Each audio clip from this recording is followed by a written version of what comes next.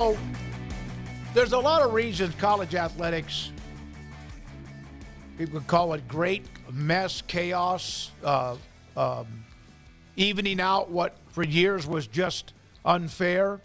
Ross Dellinger earlier today wrote the article, Meet the Man Responsible for Bringing Disorder to College Athletics and Who Could Shape Its Future. Jeffrey Kessler is the one that was the attorney that was representing Alston in the Alston versus the NCAA case. That was such a lawsuit, which is such a big deal.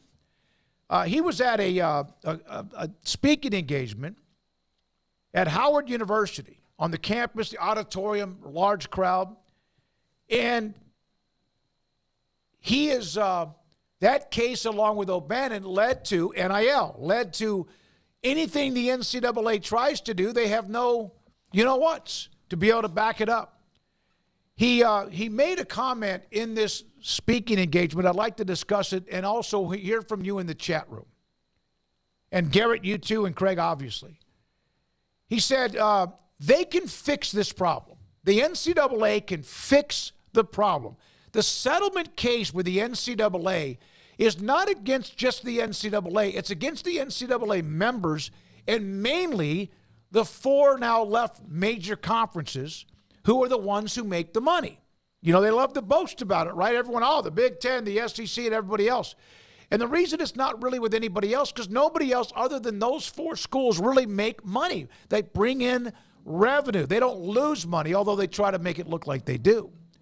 He said the way they could fix the problem, avoid the $1 billion settlement that they might lose, and if they do lose the lawsuit, that means that money does not come from Charlie Baker. It might come from part of the NCAA budget. It comes from the Big 12 and the ACC and the Big 10 and the SEC. A possibility, he said, still exists that all of this gets settled in our litigation in which we agree on a new system with the NCAA. He told the crowd at the Drake Group, there are proposals out there by NCAA President Charlie Baker to compensate the athletes. There are systems that could be negotiated as part of a settlement. That is up to the NCAA. They'll have to decide if they can actually agree on what it is, and then we would have to agree to it too. What he's saying is that the NCAA will shit or get off the pot and get deep into this instead of constantly pushing things back or acting like, oh, poor, pitiful us. They can get to a settlement. Yes, it's going to cost each school money, but it's not going to cost them 10 times more money if this thing goes to a jury by the end of the year and they lose the case. So why not do it? Why not? I don't know, man. Just putting it off. I think it's only get to the point where you just need to make them employees. That to me, that fixes everything, because I don't like how you're having to ask individuals to pay NIL money. Like I kept getting blown up last week by an NIL guy for a player at a school outside of the state of Texas, and that shouldn't be my responsibility to make sure a player gets paid. Like, the school makes all the money. You had somebody wanting you to donate to the NIL? I had an NIL collective, a guy who runs an NIL collective, and the player asking if I would like to get involved and support the NIL. That shouldn't be my responsibility. It should be the people in charge of all this. It should be the schools who are banking all this money and everything. Like, fix the system. Let the schools or the NCAA pay them. That's the fix, in my opinion. Yeah, I mean, his whole point is that the schools are BSing about their inability to pay. He points out a very specific example of saying that if you have a athletic director that's making like $3.5 million, and then you say, well, you're saying you pay your athletic director $3.5 million, and then when it all comes out in the end, your finances, you say, well, overall though we lost $100,000.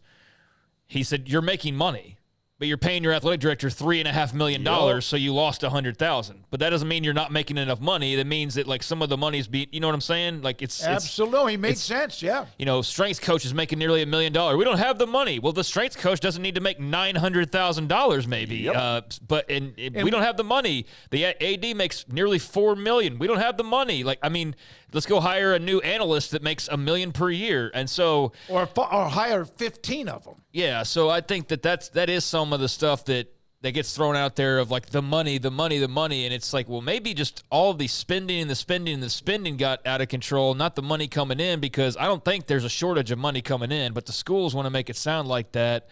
And so I think that he's absolutely dead on with that point. We know there's cash flowing through like there's no tomorrow, but you would think that there's people barely able to put food on their plate based on how some of these schools react. So I do think that he made a really good point there, and said, like, hey, if the strength conditioning coach at Alabama, who makes $950,000, was only making $500,000, guess what you could do with the other nearly $500,000? You could pay the athletes with nearly $500,000 of extra money that would be left over. So basically what he's saying is the only people who think that's a bad idea are the people that are benefiting from it, which is who? The schools, the strength and conditioning coach, and those that are making all of the money.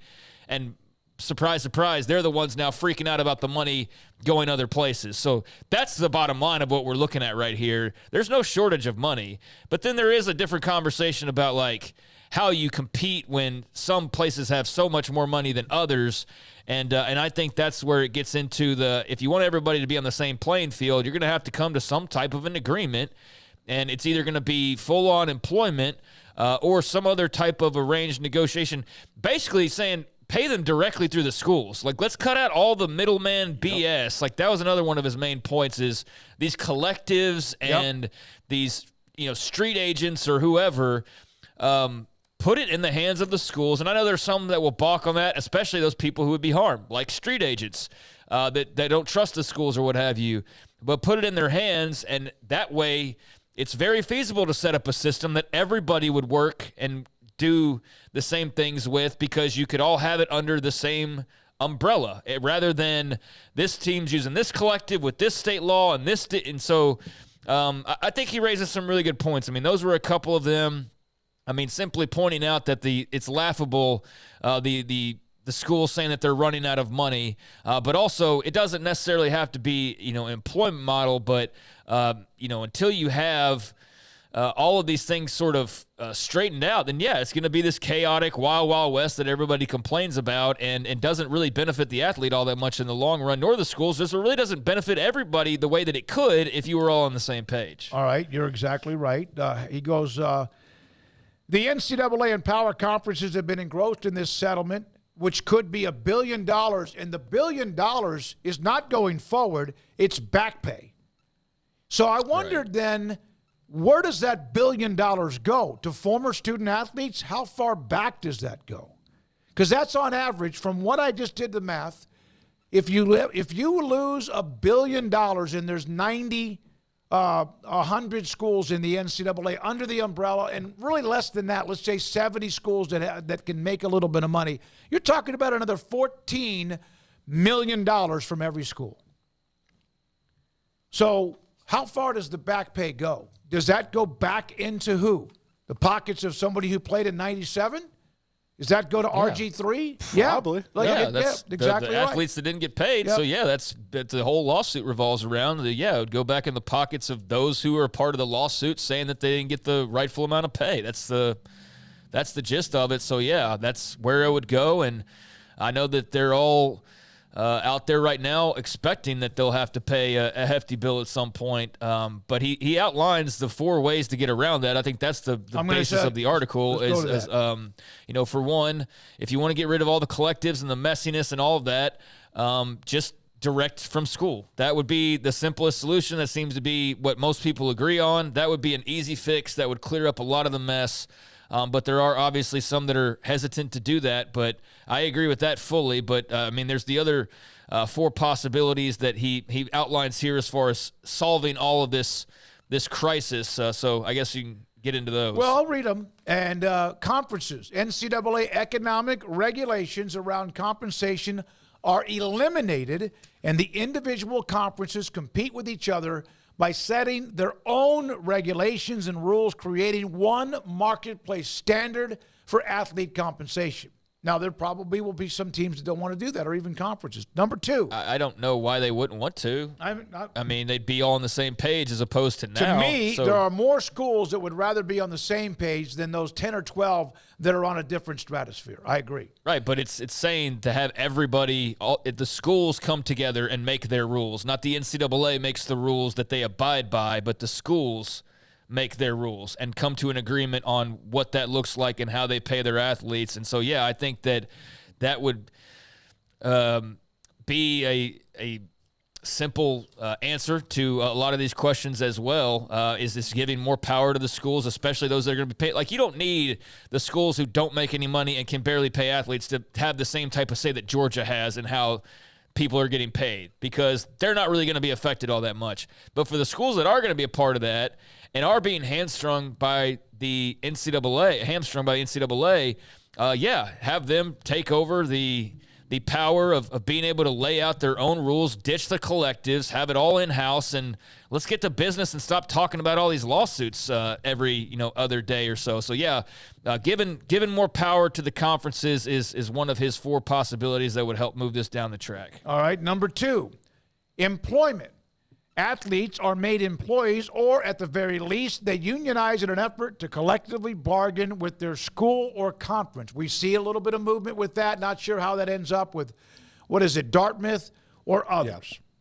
Yeah, I mean, that's another way this could end up is athletes are deemed employees, and then all bets are off. I mean, that would be the decision, and you'd have to abide by that. And I know that's what a lot of them are trying or seeking to avoid. So that's not something, though, that's really in their control. I mean, they don't get to pick what that end result's going to be. So, yeah, if athletes are deemed employees or they get together and unionize, then you're looking at collective bargaining. And yeah, that could be one route that this goes down as well, although I would think that would be the route that you would most like to avoid if you were the schools involved here. Number 3, revenue sharing, which I think Mac Rhodes has said that to us. I saw Troy Dannon mention that, among others. A settlement from the House case produces a revenue sharing model for athletes. That makes a lot of sense. Now, I'm not saying how much revenue sharing. The NFL, I think the players get like 51%, the owners get 49%, et cetera. That's how you also have your salary cap and how much money you can spend. I don't know what that number would be with the NCAA compared to the schools, the conferences, or the athletes, but revenue sharing to me seems like that makes almost like so much sense. Why is that not already being done? We know why, because they've been stubborn.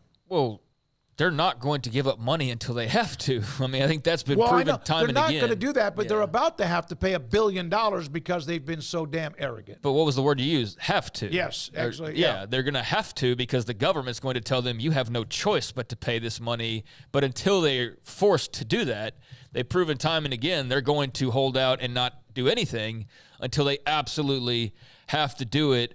But revenue sharing seems like, of all the 4 possibilities that he laid out, I think you'd prefer that over full-blown employment. If you were these schools, I would think that would be a much better route. You avoid the unionization potentially. You avoid all the other things that come with an full-blown employment model. So, yeah, just simply coming to an agreement and saying, we'll give you this percentage of this pie from the playoff cut and our ticket sales and whatever else, and you're guaranteed this fixed number year in and year out. I think that would be a very reasonable ending to this situation or to this grouping of problems. So, yeah, revenue sharing is certainly a thing that we've heard a lot about, and maybe of all the 4 ideas that he laid out has the most potential or is the most realistic or has the most buzz surrounding it right now. Yeah, because on number 4, he basically said he doesn't think this is going to happen. Congress, we know, Lord knows they love to have meetings and hearings and all of that, and it's almost just to make sure that they supplement or they emotionally tie themselves to their alma maters, their constituents, et cetera. Congress, the federal government, takes action with legislation that grants legal protection to the NCAA, potentially creates a carve-out for college athletes to earn compensation, He goes, I think that is the least likely way until Congress can agree on anything else. I'm not sure they're going to agree on anything that would be good for college sports, which I agree on. Everyone else I know of agrees on that too. Yeah, so that's the fourth option that he outlined, and it does seem like it's the most unrealistic. He says it himself, as you just read off, and I think we are all sort of in the same spot where we're not entrusting the government or believing the government's going to come to the rescue and save college sports with just this wide sweeping, I guess, issuance of judgments on how the rules are going to be moving forward. I think that's the least likely. Now, it is a solution potentially, and that's obviously the one that they've been pursuing the most these last few years as this has all started to build, is the hope that Congress will come in and save them. But time and again, that is not the case, and it's not looking like that's going to change much, because I don't think Congress is going to have as much interest in this moving forward over the next several months, given our election. So I think the little window that you had where maybe something could happen for those wishing and hoping that would be the case, I don't know if it's come and gone already. It's definitely arrived. I don't know if it's completely left, but it's about to. It's about to, and I mean, if it hasn't already, in a matter of weeks, if not months, because all attention is going to be paid to much bigger issues, more important to this country than college football's rules. But that one has been the pipe dream, basically. So, I mean, looking at the four options, the conferences, regulating their own sets of rules and creating a marketplace. I just wonder how that works with the NCAA and getting away from the NCAA, but that seems feasible, and that seems almost like something that we've heard kind of just floated from time to time in the grand picture of what does this all look like moving forward. There has been thrown out there the idea of like less NCAA, more of Georgia, Alabama, Texas, Oklahoma putting together their own heads and deciding this is how it's going to be. But there's obviously some catches to that and a lot of questions you would have to answer, but that's reasonable. The employment model, they obviously don't want to go that route, but that's probably the one you go, yeah, if they just agreed to it, we'd be done and over with, but they don't want to do that. And then the revenue sharing, that seems the most likely and the one that we're probably, if we were ranking these, I'd say revenue sharing. I'd say a standard marketplace. The conferences get to control. And then I'd say, let me ask you what employment, full-blown employment, and then I'd say Congress in order of most likely or most reasonable. All right, you guys have teams now that are a part of the SEC, Oklahoma, LSU. Mine is my favorite SEC. team. Is in the Big Ten. I'm not going to do that. Whoever, though, there's four major conferences. And Oregon State, Washington State lingering, twisting in the wind, but they got money for the next year or two. Do you think if they were to leave it up to the conferences to do it themselves, and all conferences have their own different rules, do they all have are they all going to be close to the same standard marketplace, or because the Big Ten and SEC has more money, whatever they have is a salary cap or whatever is going to be an extra $50 million a year or 10 or 5? I think that makes sense? Yeah, I think the SEC and the Big Ten would leverage the extra revenue they're going to make sure that they're already getting the quote-unquote top athletes, but they're going to secure those with that, saying that if you come over here, we can pay you more than you would be able to make if you were going to the ACC or the Big 12. So, yeah, they would definitely leverage it. Because the ACC, the Big 12 are not going to get one. They're going to want a different standard than the SEC and Big 10 can afford. You're going to have to. Yeah, I mean, I don't know. I don't know what that would even look like because, we don't have the slightest. And the SEC and Big 10 aren't going to want to have them involved in the conversation. No. Yeah. Like I said, I don't know. I mean, we'd have to cross that bridge to know for sure what that would even look like. And so I would think more on that if we actually started to approach a situation where that becomes likely. But there's nothing in play right now, to y'all's point, about this whole thing that leads me to believe that they're going to sit there and worry too much about the Big 12 or the Pac-2 or even the ACC for that matter. While we all know they're plotting behind the scenes to at least some degree based on all of the evidence of the last, let's just say 5 to 10 years, that we know that there's a no comment or just a slight smile out of the one side of your mouth, and the next thing you know, you're making plans to poach, School A or School B from the ACC when the time comes. So, yeah, I mean, I think they're always going to wield the most power. That's never going to get relinquished now at this stage, and they're going to want it to favor them. And so I don't know how a marketplace standard would work or how all of that would even come to be. But first things first, to even get to that point, you'd have to basically put this in the hands of the conferences themselves to try and figure out how to to create this situation. So I think that's still not the most likely. I think the revenue sharing is probably the easiest route to go. But I mean, to what you're saying, like, that would be interesting. I just don't even know, because we're not even close to that. You know what I'm saying? That conversation. So it's hard to say what the Big Ten or SEC would do, or how it. I guess my biggest mystery is, how would it even work? Like, what are we exactly talking about? Do they all come to an agreement on a salary cap for college football, or is it just like, what would that be? I would need more details. They're not going to agree to that, because Texas is going to want more money to spend, or Georgia, Alabama. Well, that's why I say maybe Vanderbilt or Mississippi State. Well, that's why I say it's hard to say what that would even look like. Those schools can, if they can, right? They can spend as much as they want. They can do whatever they want. They're getting the same amount of money when it comes to the TV deal within the SEC. Although it does appear that might even change in the future, that even those conferences that have always protected their own might get to a point where there's also layers of how much revenue is split based on what you bring in. Here's what he said, Jeffrey Kessler, again, who's the attorney on this $1 billion back pay that might eventually get to a jury. Changes here. It's not going to stay the same. It's already different. The best thing that everybody should think about is, okay, how can we make this change the most positive for everyone involved? Now, they don't always think about how and what is good for everyone involved. Stop living a vision that doesn't exist. Face the realities, because it's going to happen. This is where it gets dark. The question is, are you going to be part of that change or not be part of the change? A deadline looms. If we get to December, this is the attorney trying this, the one who's handling the case. If we get to December and nothing else has happened, we are going to win before a jury in December. And we're going to win before a jury in January. In other words, if it gets to a jury, no matter what, and the NCAA doesn't get up their ass along with its members and figure this out, they're going to have $1 billion back pay that they're going to have to owe. So why not fix that? And again, it's like anything else.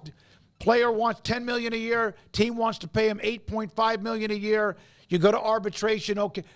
But you don't really get to the table until it's deadline. You better make a decision, right? Well, like based on history, that's exactly what they're going to do. They're going to get to December and January and be like, we tried. We just didn't want to, I mean, that's basically what's happened time and time again. And we know their history with lawsuits. So, yeah, the smart thing to do would be to follow one of these four paths he's sort of laid out. I think the revenue sharing, again, is still the simplest. And the part about the conferences, like, I'm not suggesting that the SEC would be like, we're going to only pay our team $5 million, and the Big 12 will only pay their team $5 million. And they're not going to do that and get rid of all the advantages that they've politically been able to nab, or territorially been able to grab, or whatever they built up. Because they've also earned it too. Right. And it's like the whole suggestion of, like, sure, let's reshuffle the conferences and take away Texas and Oklahoma from the SEC after they just got them. And put them back with the old Southwest Conference. Because they'd love that, because that's why they joined the SEC in the first place, is to go back to the Southwest Conference. And the SEC brought them in to only, like, I mean, that's why I saw that, and we didn't even spend much time on it, because it's just so unrealistic. So, I mean, I don't suggest that. I think what they were saying there is just everybody's on the same page with what the rules are. And so that's feasible too. But, yeah, the revenue sharing seems to be the simplest. And it points out in the article of how we brought it up about the strength and conditioning coach. Well, we can't pay women's basketball because we're spending this much money. Well, then shave off $500,000 from the strength coach and use it to help pay women's basketball. That's the NCAA and the schools just positioning this like, we're so broke and poor, we can't afford to do this or do that. It's like, no, your salaries got so exorbitant and your other expenses that you're trying to act poor, when in reality, you've got plenty of money. You just don't want to give up any of it and have to spread it around more than you already do. All right, that brings me to part of that article was this. If football's bringing in all the money, why should they have to share it? Well, because of Title IX. You have to be able to fund the other particular sports because of Title IX. And there were some changes with that today, but nothing like as far as the revenue. Behringer, the Big Ten's an honest conference. We'll follow the rules because we'll make them. And then form the alliance and then stab both the Pac-12 and ACC in the back soon after that. Yeah, that was some slick stuff, wasn't it? Kevin Warren. Wasn't it? Yeah, that was super slick, and people just kind of like even just fly by that whole chapter like it didn't even happen, but it very much happened. It felt like a fever dream because it was mostly during COVID, but it's absolutely the way that it went to your summary there. So yeah, I mean the conferences trusting each other. That's hard to imagine. You're definitely not going to see the Big Ten or SEC give up any ground, especially given all that they've gained here in recent years. So I think that again that conference, that solution would be more about just, hey, we all have the same system in place. Certainly others have more money to spend. There wouldn't be a salary cap, but you're at least all operating on the same plane as opposed to kind of the way that it is right now. So there's legit solutions there. There's legit ends to a lot of the problems that they're facing right now. And gosh almighty, how great would it be to not talk about a lawsuit every day? But will the NCAA, swallow their pride and not until, as you said, they have actually act before it's too late and before they have a gun to their heads and have no choice but to act? I mean, history says no, but when we come to this point in December, January, and if we're still here, we're going to point back at this article and various others and go, you had your chance. You had your chance, and you decided not to take it. So they have time right now. Here's your chance. You know the possible outcomes and how ugly this could get if all these schools did have to end up paying this $1 billion back. Even the richest ones aren't wanting to hit that tab. Not even Alabama and Texas want to write a check for $14 million that's less to pay off a coach because they want to fire him. They'll be Here's fine. The thing about it. Yeah. Here's the thing about it. I play golf with some guys, and there's a handful of them that are attorneys. You know what? Every one of them, when I say, hey, when was the last time you went to trial? Almost every one of them say to me, you don't want to go to trial. Yeah.